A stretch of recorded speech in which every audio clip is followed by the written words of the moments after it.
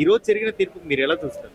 ఎందుకు అంటే వాళ్ళు ఎవరైతే అభ్యర్థులు ఉన్నారో వాళ్ళు ఈ పార్టీ నుంచి టీఆర్ఎస్ పార్టీ జెండా కప్పుకొని ఈ బీఫామ్ మీద గెలిచినటువంటి వ్యక్తులు ఎంపీగా దానం నాగేంద్ర గారు పోటీ చేయడం జరిగింది. ఇది ప్రజలందరికీ తెలుసు.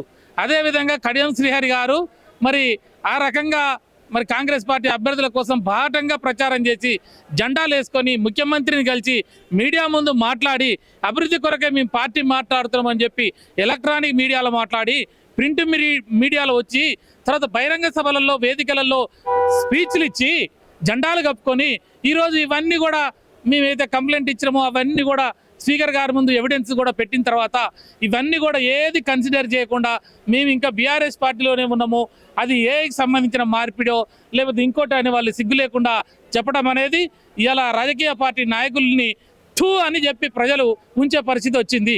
రాజకీయ పార్టీ నాయకులు కనపడితేనే ఒక ఎలర్జీ, రాజకీయ పార్టీ అంటే నాయకులు అంటేనే ఒక అసహ్యము కనపడే పరిస్థితులు తీసుకొచ్చారు ఈరోజు.